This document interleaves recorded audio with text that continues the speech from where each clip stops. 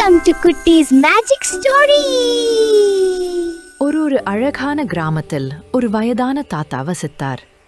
அவரிடம் கொஞ்சம் நிலம் இருந்தது. அதையே வைத்து தினமும் விவசாயம் செய்து வந்தார். ஒரு நாள் தாத்தாவின் நல்ல நண்பர் அவரை பார்த்து பேசினார். அவர் சொன்னார், நம்ம ஊர்ல ஒரு வயசான அம்மாவு அவர்களோட நிலம் விற்கலாம்னு இருக்காங்க. அந்த நிலம் நல்ல நிலம், அதை நான் வாங்கணும் என்று நான் நினைக்கிறேன். அதுக்கு தாத்தா சிரித்துக்கிட்டு, ஹே, நீயே ஏற்கனவே நிறைய நிலம் வாங்கி வைத்திருக்கே, இன்னும் எதுக்கு வாங்கணும் என்று கேட்டார். அதுக்கு ஃப்ரெண்ட் கொஞ்சம் பெருமையா, நான் இந்த ஊர்ல பெரிய ஆளா இருக்கணும், அதான் இன்னும் நிலம் வாங்குறோம். உன்னை போல நான் கொஞ்சம் நிலம் வைத்து அதுல விவசாயம் செய்யவே மாட்டேன், பெரிய பெரிய நிலம் வாங்கணும் என்று சொல்லிட்டு போயிட்டார். அவர் பேச்சை கேட்டதும் தாத்தாவுக்கு ரொம்ப வருத்தமா கோபமா ஆயிடுச்சு. நான் எப்படியாவது அந்த நிலத்தை வாங்கணும் என்று அவர் நினைத்தார். அவர்கிட்ட இருந்த சேமிப்பு பணத்தை எடுத்துக்கிட்டு அந்த நிலத்தை பாதி வாங்கி கொண்டார். ஆனால் வாங்கிய பிறகும் தாத்தாவுக்கு மனசு அமைதியாக இல்லையே.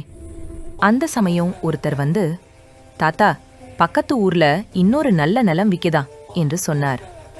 அது கேட்டதும் தாத்தா மீண்டும் யோசிக்க ஆரம்பித்தார். தாத்தா உடனே அங்க போனார். நிலத்தோட முதலாளி, 5 நாள் இந்த நிலத்துல வேலை பண்ணி பாருங்க, பிடிச்சா வாங்கிக்கோங்க என்று சொன்னார் தாத்தா. 5 நாள் வேலை பண்ணி நல்ல நிலம்தான் என்று முடிவு பண்ணினார். தாத்தாவின் குதிரை ரொம்ப பழைச்சு இருந்தது. அதை விற்று கிடைத்த காசும் அவர் சேமித்து வைத்திருந்த பணத்தையும் சேர்த்து அந்த நிலத்தை வாங்கி கொண்டார். அந்த இரவு தாத்தா படுத்துக்கிட்டு யோசிக்கிறார். இப்போ எனக்கு முன்னாடி விட ரொம்ப நிலம் இருக்கு, நானே இந்த கிராமத்துல பெரிய பணக்காரன் போல இருக்கு என்று மகிழ்ச்சியா தூங்கினார். அடுத்த நாள் காலையில் ஒருத்தர் தாத்தாவை வந்து பார்த்து, தாத்தா, பக்கத்து ஊர்ல ஒரு பெரிய பணக்காரர் இருக்காங்க, அவர் ஒரு போட்டி வச்சிருக்காரு, அந்த போட்டியில ஜெயிச்சவங்க கிட்டே நிலம் இலவசமா கொடுக்கறாராம் அப்படின்னு சொன்னார். அதை கேட்ட தாத்தா ஆச்சரியமா, என்ன போட்டி அது அப்படின்னு கேட்டார். அவர் சொன்னார், காலை சூரியன் உதிக்கும் நேரத்துல ஓட ஆரம்பிக்கணும், மாலை சூரியன் மறையும் நேரத்துக்குள்ள நாம ஓட ஆரம்பிச்ச இடத்துக்கு திரும்பி வந்துடணும். அந்த நேரத்துக்குள்ள எவ்வளோ தூரம் ஓடினீங்களோ அவ்வளோ நிலம் உங்களுக்கே. அதை கேட்டதும் தாத்தாவுக்கு பேராசை வந்துச்சு. இதுவும் ஒரு வாய்ப்பு, நிறைய நிலம் கிடைக்கும் அப்படின்னு நினைச்சார். அதோட தாத்தாவோட மனைவி குழந்தைகளும் அவரோடு அந்த ஊருக்கு போனாங்க. அங்க சென்று அந்த பெரிய பணக்காரரை பார்த்து, நான் போட்டிக்கு ரெடி அப்படின்னு தாத்தா சொன்னார். அந்த பணக்காரர் சிரிச்சுக்கிட்டு, சரி, நாளைக்கு காலை சூரியன் உதிக்கும் நேரத்துல ஓட ஆரம்பிங்க, மாலை மறையறதுக்கு முன்னாடி திரும்பி வந்தா நீங்க ஓடியதெல்லாம் உங்களோட நிலம் அப்படின்னு சொன்னார். அடுத்த நாள் காலை தாத்தா ரொம்ப வேகமா எழுந்து தண்ணி சாப்பாடு எல்லாம் எடுத்துக்கிட்டு போட்டிக்கு ரெடி ஆயிட்டார்.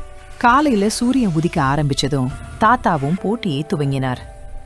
இன்று நிறைய நிலம் வாங்க போறேன் என்று நினைச்சுக்கிட்டு ஓட ஆரம்பிச்சார். ஓடிக்கிட்டே அவர் திரும்பி வர நினைச்ச இடத்த தெரியப்படுத்த அவர் ஒரு தூரத்துக்கு ஒரு துண்டு குச்சி மாதிரி சின்ன சின்ன பொருள்களை போட்டுக்கிட்டே போனார். ஓடிக்கிட்டே அவர் எடுத்து வந்த உணவை சாப்பிட்டார். தாகம் வந்தப்போ தண்ணீர் குடிச்சார். கொஞ்ச நேரம் ரொம்ப சோர்வா இருந்ததால மரத்தடியில படுத்து சிறிது நேரம் தூங்கிட்டார். பின்னாடி எழுந்ததும், மாலை ஆகிறதுக்குள்ள ரொம்ப தூரம் ஓடணும் அப்படின்னு வேகமா ஓட ஆரம்பிச்சார். எவ்வளவு தூரம் ஓடினாலும் தாத்தாவின் பேராசை இன்னும் குறையல. இன்னும் கொஞ்சம், இன்னும் தூரம் அப்படின்னு முயற்சி செய்தார். ஆனா மெல்ல மெல்ல சூரியன் மறைய ஆரம்பிச்சது. அதை பார்த்த தாத்தா பதட்டமா வேகமா ஓட ஆரம்பிச்சார். கடைசியாக சூரியன் மறைய சில நிமிஷங்கள் முன்னாடி தாத்தா முழு சக்தியோட ஓடி போய் தான் ஆரம்பித்த இடத்துக்கு வந்தார்.